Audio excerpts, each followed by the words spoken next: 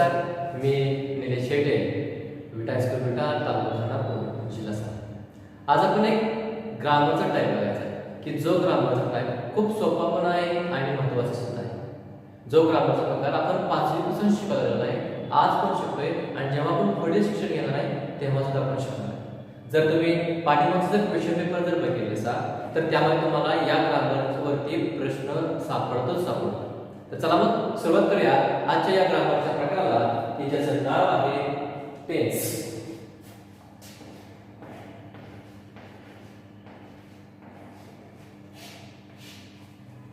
Tense नाव वाटतं ना, tense. Tense म्हणजे मराठीमध्ये काळ, बरोबर आहे. काळाचे एकूण मुख्य प्रकार इंग्लिशमध्ये आपण जर बघितलं तर प्रेझेंट टेन्स, पास्ट टेन्स आणि फ्युचर टेन्स. प्रेझेंट टेन्स म्हणजे वर्तमान काळ, पास्ट टेन्स म्हणजे भूतकाळ, तर फ्युचर टेन्स म्हणजे भविष्यकाळ. असे काळाचे मुख्य 3 प्रकार आहेत. जसे काळाचे मुख्य 3 प्रकार आहेत तसे काळाचे उपप्रकार सुद्धा आहेत. आणि ते उपप्रकार किती आहेत? तर एकूण उपप्रकार 12 आहेत. म्हणजे प्रत्येक काळाचे 4-4 प्रकार आहेत. म्हणजे प्रेझेंट टेन्सचे 4 आहेत, पास्ट टेन्सचे 4 आहेत आणि तसेच फ्युचर टेन्स सुद्धा 4 आहेत. तर चला मग आपण सुरू करूया आजच्या या ग्रामर टाईपला, टेन्सला. पहिल्यांदा तुम्ही काय करायचं, तुमची जी वही आहे त्या वहीमध्ये 3 कॉलम करायचे. आता कसे करायचे ते तुम्हाला मी सांगणार आहे. बघा, आपण सुरुवातीला आपण आपल्यावरती सब्जेक्ट घेऊया. सब्जेक्ट आपण आपल्यावरती एक कोणतरी घेऊया, ठीक आहे. सब्जेक्ट आपण सोपा पण घेऊया, आय. त्यानंतर एक वर्ब घेऊया. वर्ब समजा सोपं घेऊया कुठेतरी राईट. हे राईट हे आहे क्रियापदाचं रूट वर्ब, म्हणजे मूळ आहे. हे पहिलं रूट आहे. म्हणजेच एकूण क्रियापद 4 रूट आहेत. त्यापैकी राईट किती आहे? पहिला आहे. दुसरं कुठलं आहे तर रोट. तिसरं रिटर्न आणि चौथं रायटिंग. लक्षात ठेवा,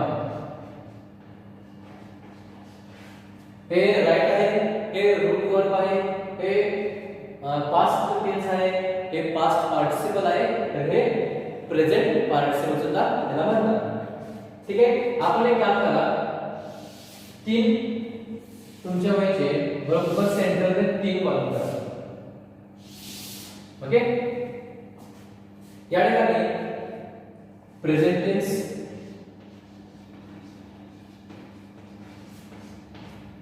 मध्ये पास्ट टेन्स आणि या ठिकाणी लास्ट कॉलम मध्ये future tense. Okay. Present tense, past tense आणि फ्युचर टेन्स.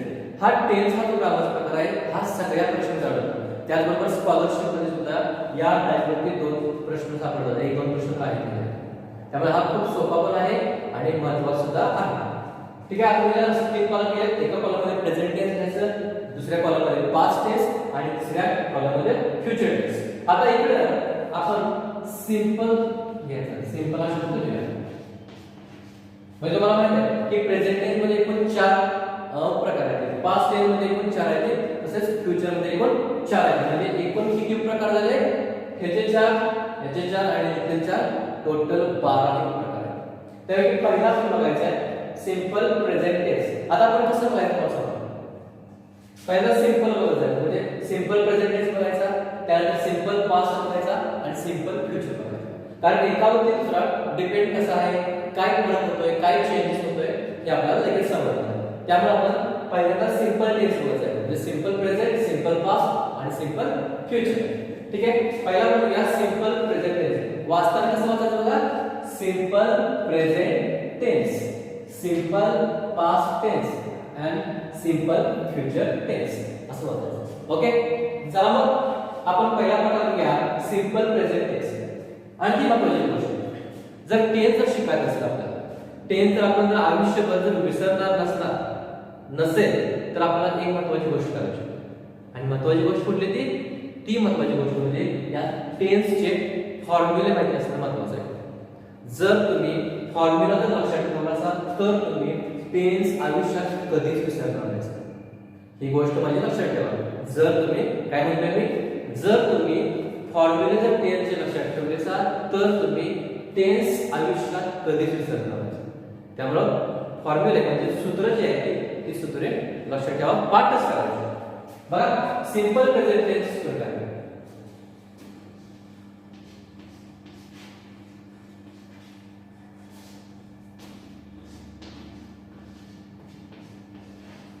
बघा सिंपल प्रेझेंट टेन्स सूत्र काय आहे s plus v1 plus oblique s और o. अब s म्हणजे काय s स्टँड फॉर सब्जेक्ट लक्षात ठेवा. s म्हणजे सब्जेक्ट, v1 म्हणजे क्रियापदाचं पहिलं रूप, त्याला s किंवा es प्रत्यय असतो प्लस o म्हणजे ऑब्जेक्ट लक्षात ठेवा. ओके o म्हणजे ऑब्जेक्ट. काय काय वाक्यामध्ये शेवटी कॉम्प्लिमेंट पण असतं, पूरक भाग पण असतो. ठीक आहे. आता आपण सब्जेक्ट वर्ड काय आहे I. त्यानंतर v1 म्हणजे या ठिकाणी सिंपल प्रेझेंट टेन्स मध्ये v1 च असतं, क्रियापदाचं पहिलंच रूप असतं. आपण घेतलेलं आहे बघा राईट. ओके राईट आणि o म्हणजे ऑब्जेक्ट. ऑब्जेक्ट आपण काय घेऊया आय राईट अ बुक. मी पुस्तक लिहितो हे झालं आय राईट अ बुक. आता या ठिकाणी बघा v1 आहे किंवा es हे दोन पण आहे. आता s आणि es कधी वापरावं हे सुद्धा आपल्याला माहिती पाहिजे. बरोबर आहे. s किंवा es प्रत्यय कधी लागतो क्रियापदाला हे सुद्धा आपल्याला माहिती पाहिजे. बघा समजा जर करता ही शी किंवा इट असेल तर s किंवा es प्रत्यय लागतो. लक्षात ठेवा व्यवस्थित. जर करता ही शी इट असेल तर क्रियापदाला s किंवा es प्रत्यय लागतो. आणि समजा आय वी यू दे हे जर करते असतील तर v1 लक्षात. s प्रत्यय कधी लागतो तर जर करते ही शी इट असेल तर s किंवा es लागतो. आणि v1 जर करता आय वी यू दे असतील तर v1 म्हणजेच कुठलाही प्रत्यय लागत नाही, क्रियापदाचं रूट फॉर्म मूळ. आता आपण ही नाही ऐकत वाक्य घेऊया. He plays a game. आला sorry he plays a game आला. ही करताना मुळात त्या क्रियापदाला प्ले हे क्रियापद आहे बरोबर आहे. तर प्ले क्रियापदाला yes हा प्रत्यय लागतो म्हणजे प्लेज आहे. हे फक्त सिंपल प्रेझेंट टेन्स मध्ये असतं बरं का.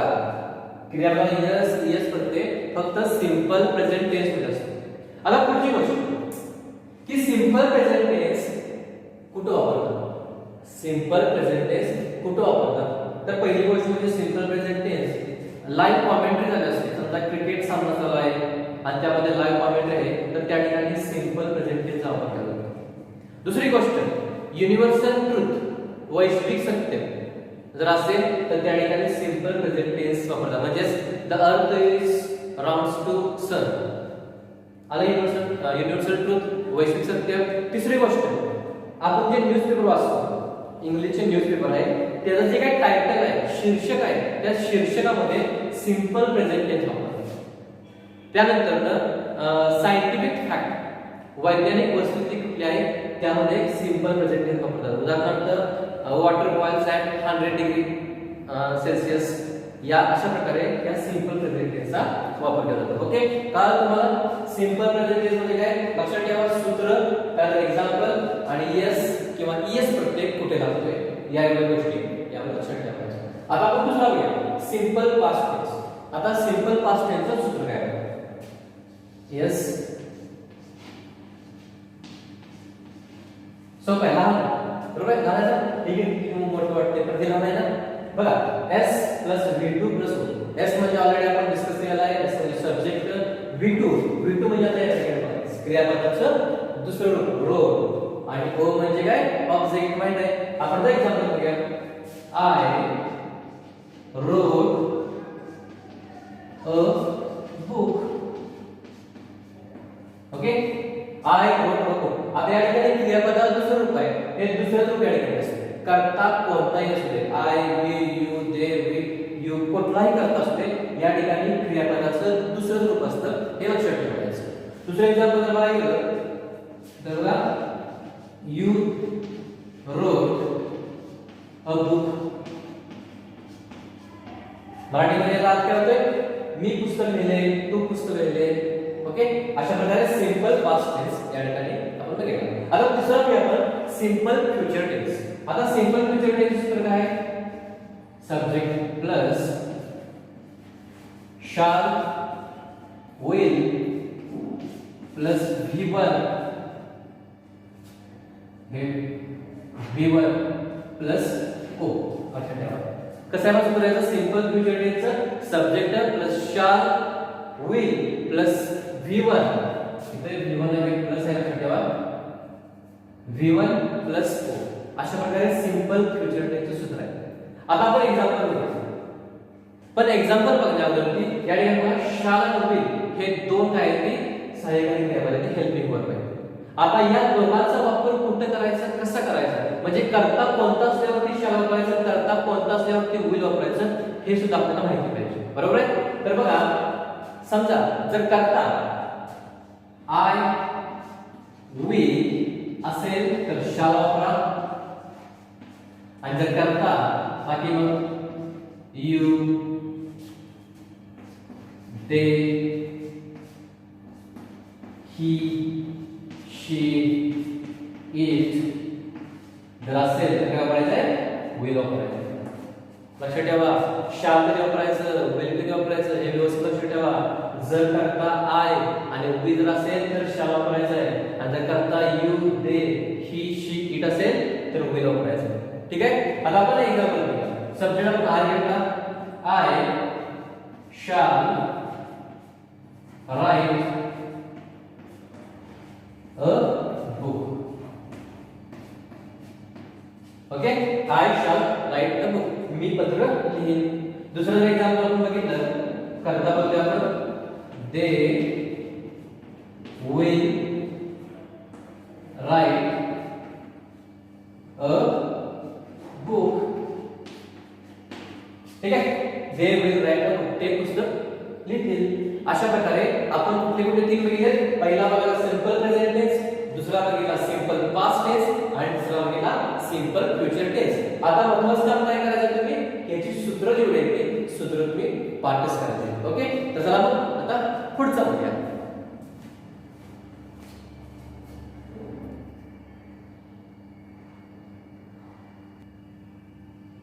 चला आता आपण दुसरा प्रकार बघायचा आहे की जो आहे continuous.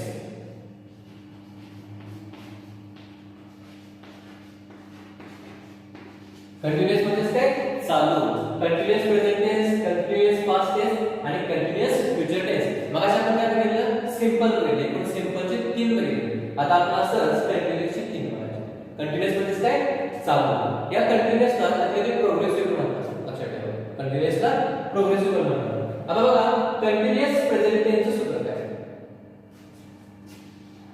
Subject plus am is are plus V I N G plus O. लक्षात ठेवा हा सूत्र कोणता आहे पण सोपा आहे काय अवघड असं काही नाही. कसं सूत्र बघायचं फॉर्म्युला कसं आहे subject plus am is are plus V I N G plus O. V I N G म्हणजे क्रियापदाला आय एन जी रूप आहे. लक्षात ठेवा या ठिकाणी बघा क्रियापदाला रायटिंग. आता या ठिकाणी बघा एम इज आर हे तीन हेल्पिंग वर्ब आहेत. एम इज आर तीन हे हेल्पिंग वर्ब आहेत. तर तिघाचा वापर कुठे करायचा कसा करायचा करता कोणता असेल काय वापरायचं हे सुद्धा आपल्याला माहिती पाहिजे. बघा पहिला आपण एम घेऊ. समजा जर करता आय असेल तर एम सहाय्यकारी वापरायचं. जर करता ही शी इट असेल तर इज वापरायचं. तर करता दे वी यू असेल तर आर वापरायचं. आता बघा हे एकमेव आहे आय नंतर एम वापरायचं. त्या ठिकाणी इज किंवा आर येणार. पुढे बघा इज हे जे आहे ते काय आहे सिंग्युलर आहे म्हणजे एक वचन आहे. जर एक वचन जर करता म्हणजे ही शी इट असेल तरच फक्त आपण इज वापरायचं. आर म्हणजे हेल्पिंग वर्ब आहे, सहाय्यकारी क्रियापद आहे. हे कसं आहे प्लुरल आहे म्हणजेच अनेक वचने आहे. म्हणजे कसं कुठं वापरायचं जर करता अनेक वचने असेल म्हणजेच दे वी यू हे अनेक वचने करते ते अनेक वचने करते असेल तरच आर वापरायचा. कारण तुम्हाला एम कधी वापरायचं इज कधी वापरायचं आणि आर कधी वापरायचं. ठीक आहे. आपण आता एक्झाम्पल बघूया. सब्जेक्ट आपण काय आय नंतर काय वापरायचं हेल्पिंग वर्ब एम त्यानंतर विल आयएनजी म्हणजे क्रियापदाला I N G I am writing a book मी पुस्तक लिहित आहे. I am writing a book अशा प्रकारे ठेवू. आता पुढचं एक आपण एक्झाम्पल बघूया. पुस्तक करताना we are writing a book आम्ही पुस्तक लिहित आहोत. अशा प्रकारे त्याची काय म्हणतात उदाहरण. आता आपण कंटिन्युअस प्रेझेंट टेन्स बघितलं. आता आपण काय करायचं कंटिन्युअस पास्ट टेन्स. याचं सूत्र कसं आहे बघा. Subject plus was were plus V I N G plus हो. आता या ठिकाणी बघा वॉज आणि वेअर हे दोन हेल्पिंग वर्ब आहेत बरोबर आहे. आता वॉजचा वापर कुठे करायचा आणि वेअरचा वापर कुठे करायचा हे पण आपल्याला माहिती पाहिजे. आता बघा पहिल्यांदा समजा जर करता आय ही शी इट असेल करते तर आपण काय वापरायचं वॉज वापरायचं. आणि जर करता यू वी दे असेल तर काय वापरायचं आहे वेअर वापरायचं. आता बघा वॉज हे जे आहे हेल्पिंग वर्ब आहे ते कसं आहे सिंग्युलर आहे. म्हणजे जर करता जर एक वचन असेल तर वॉज वापरायचं. आणि वेअर हे हेल्पिंग वर्ब आहे ते प्लुरल आहे. करते जर अनेक वचने असतील तर आपण काय वापरायचं आहे वेअर वापरायचं. आता आपण उदाहरण बघूया. I was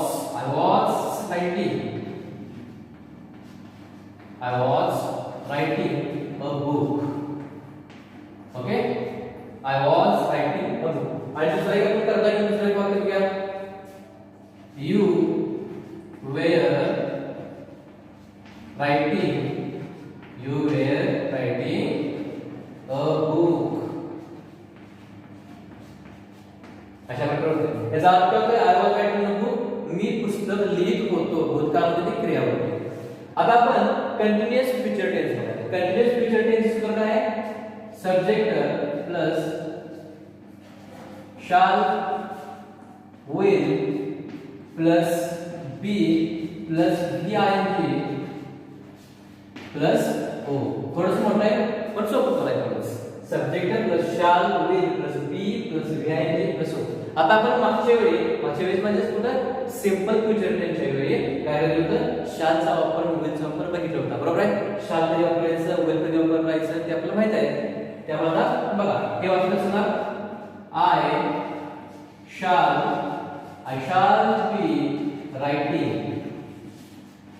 shall be writing a book. मी पुस्तक लिहित असेल. आता करता तुला बोलूया कसं होईल मग you will be writing a book. ठीक आहे. अशा प्रकारे आपण दोन एक्झाम्पल घेऊ. आता पुन्हा तुम्हाला सांगतो की काय आपले बदल होत जातोय कुठे बदल होत जातोय. करता आणि त्यानंतर क्रियापदाला आयएनजी प्रत्यय आणि ओ म्हणजे ऑब्जेक्ट हे ठेवायचं असतं. आणि बदल कुठे होतो तर हेल्पिंग वर्ब मध्ये बदल होतो बरोबर आहे. या ठिकाणी म्हणजे कंटिन्युअस प्रेझेंट टेन्स मध्ये एम इज आर आहे असतं तर पास्ट कंटिन्युअस पास्ट मध्ये वॉज वेअर आहे असतं. तर कंटिन्युअस फ्युचर मध्ये शाल विल बी आयएनजी हा प्रत्यय असतो. हा फरक एवढा लक्षात ठेवा. ठीक आहे. समजलं मला कंटिन्युअस प्रेझेंट टेन्स किंवा कंटिन्युअस पास्ट टेन्स आणि कंटिन्युअस फ्युचर टेन्स. चला आपण आता पुढचा प्रकार बघूया.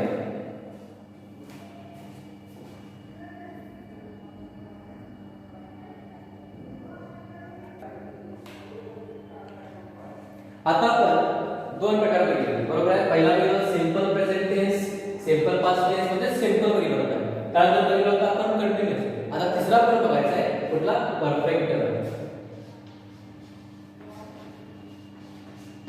वातावरणाचं perfect present tense, perfect past tense आणि perfect future tense.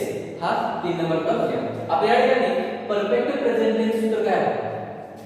Subject plus have has plus V3 plus O. बघा subject plus have has plus V3 plus O हे कशाचं सूत्र आहे?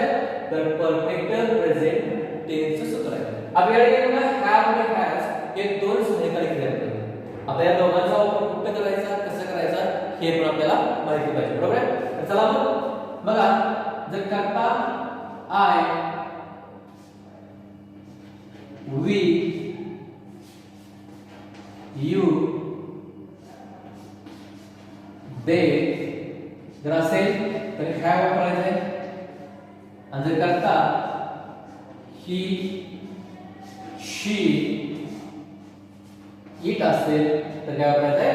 हॅज वापरायचं. कारण करता आय वी यू दे असेल तर हॅव वापरायचं आहे आणि करता ही शी इट असेल तर हॅज वापरायचं. आता हॅव हे काय आहे तर प्लुरल आहे म्हणजे अनेक गोष्टी आहेत. जर करता समजा तुमचा म्हणजे सब्जेक्ट जर तुमचा अनेक गोष्टी असेल तर हॅव हेल्पिंग वर्ब त्या ठिकाणी वापरायचं.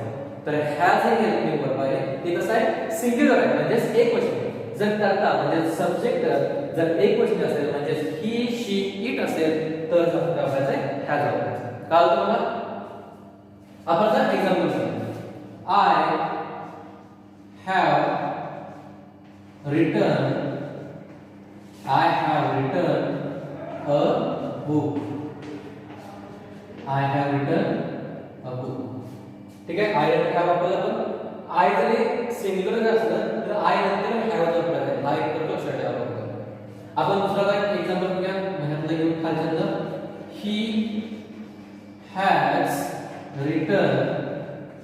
he has returned a book.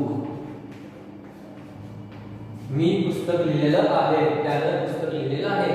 कारण या ठिकाणी क्रिया पूर्ण झालेली आहे.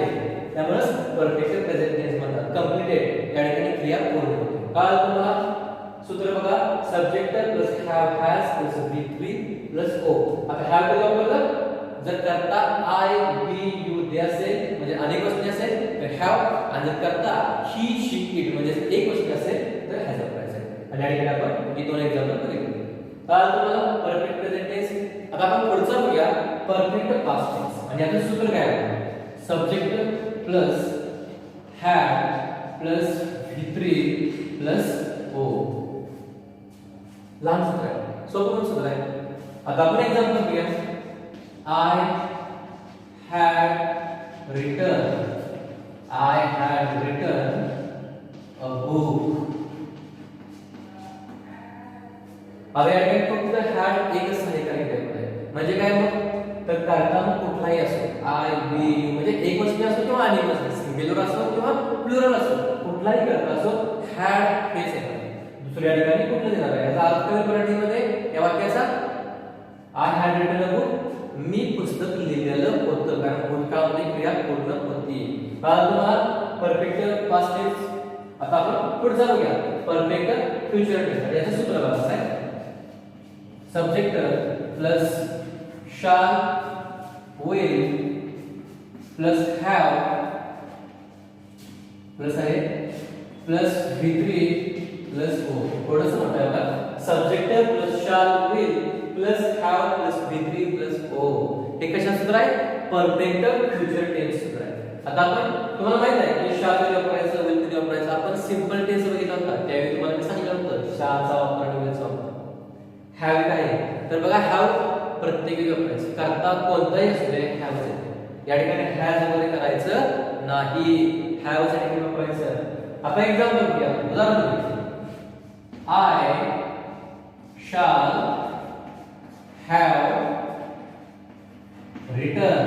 I shall have written a book.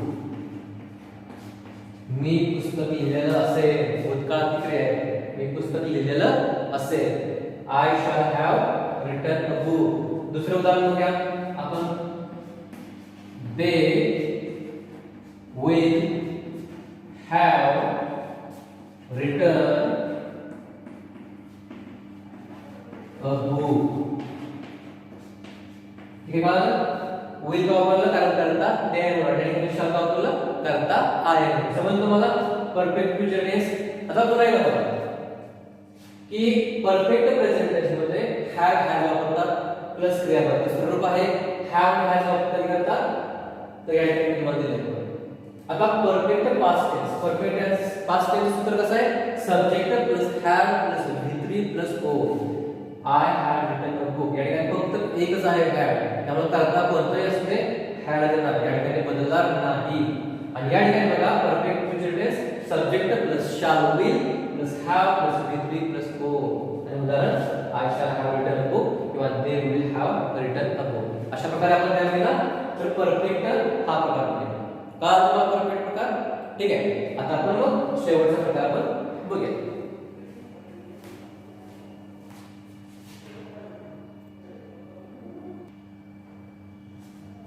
आता आपण तीन प्रकार बघितले आणि चौथा प्रकार बघायचा आहे कुठला तर perfect continuous tense.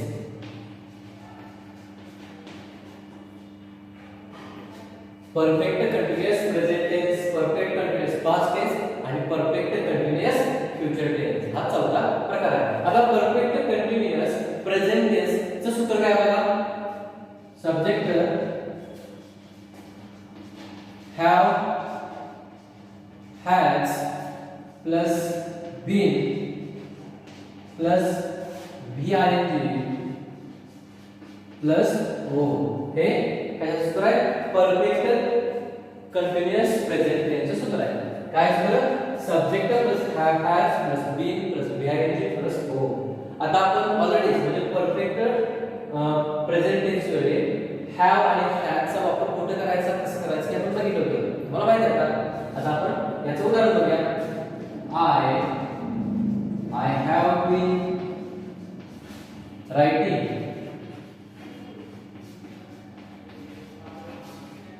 a book.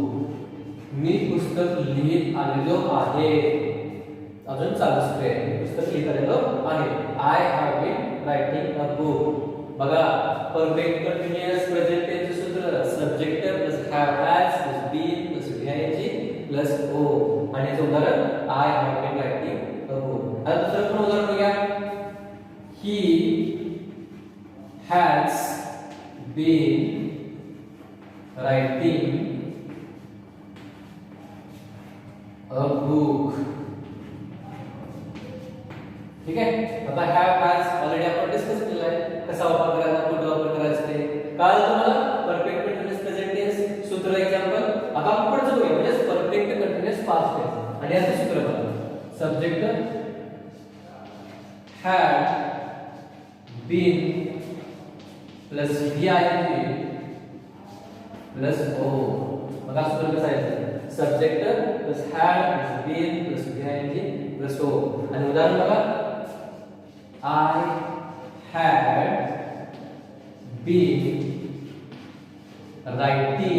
I had been writing a book.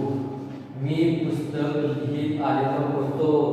भूतकाळातील क्रिया आहे. मी पुस्तक लिहित आलेलो होतो. कळलं तुम्हाला? आता या ठिकाणी करता कुठलाही घ्या तुम्ही. आय असो वी यू शी पुढचा भाग असंच राहणार आहे. Had been writing a book असंच राहणार असेल. कळलं तुम्हाला? Perfect continuous past tense. आता पुढचं बघूया परफेक्ट कंटिन्युअस फ्युचर टेन्स. आणि याचं सूत्र बघा. Subject plus shall will plus have plus been plus VING plus O. थोडंसं मोठं नाही थोडं मोठं नाही मोठं थोडंसं मोठं. I shall plus will have been right VING plus O. हे याचं सूत्र आहे कशाचं तर परफेक्ट कंटिन्युअस फ्युचर टेन्सचं हे सूत्र आहे. आता आपण उदाहरण बघूया. I shall have been writing a book.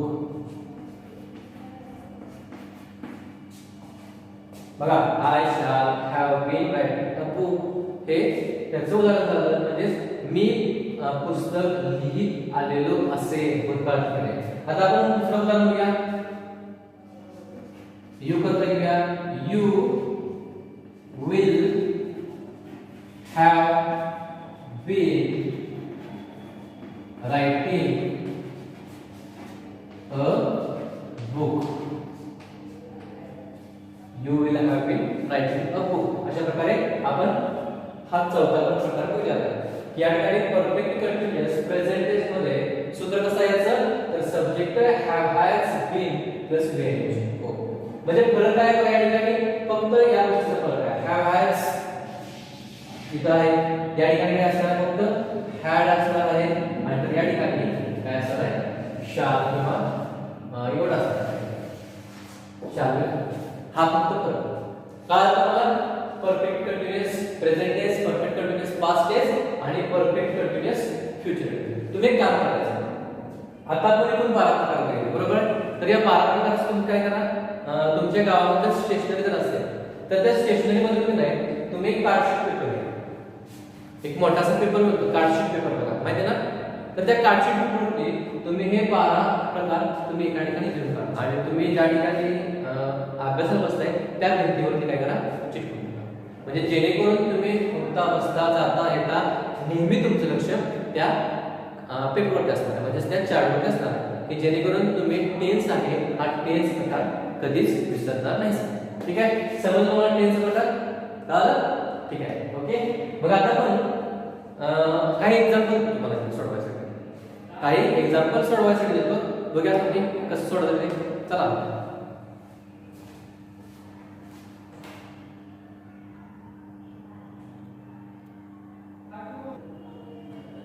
तुम्हाला मी काही उदाहरण देतो. ती उदाहरण तुम्ही सोडवायची. ठीक आहे. पहिलं बघा उदाहरण.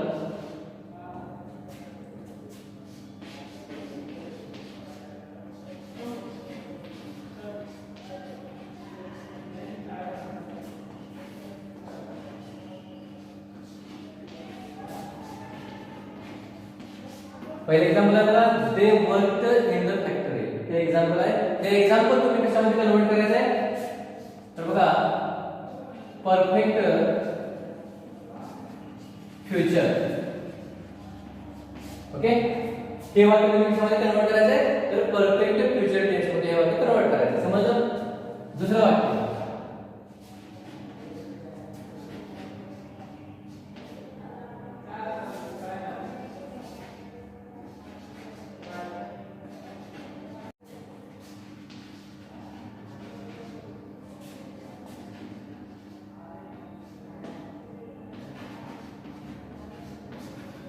हे वाक्य बघा I shall work from last Monday. हे एक्झाम्पल आहे. हे एक्झाम्पल तुम्ही कशामध्ये कन्वर्ट करायचं आहे तर परफेक्ट प्रेझेंट टेन्स मध्ये. ठीक आहे. परफेक्ट प्रेझेंट टेन्स मध्ये हे कन्वर्ट करायचं. पुढचं एक्झाम्पल घ्या.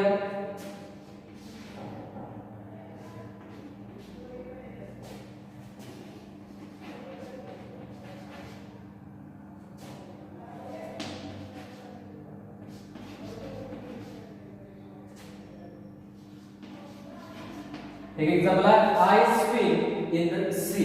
हे एग्जांपल आहे. हे एग्जांपल तुम्ही बघा perfect continuous future tense. Perfect continuous future tense मध्ये हे वाक्य तुम्ही कन्वर्ट करायचं आहे. पुढचे एक्झाम्पल बघा तुम्हाला मी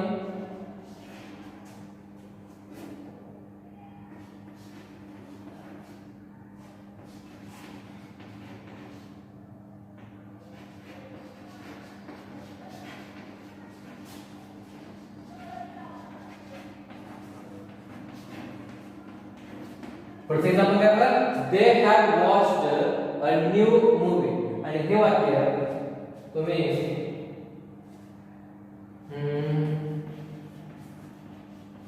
परफेक्ट पास्ट मध्ये कन्वर्ट करा. याच्यामध्ये परफेक्ट पास्ट टेन्स मध्ये they have watched a new movie हे वाक्य कन्वर्ट करायचं. आणि शेवटचं वाक्य बघा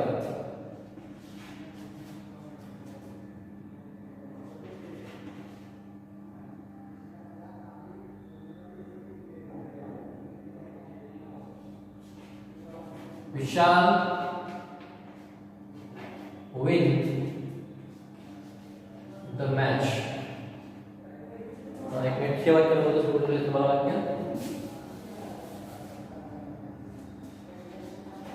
You will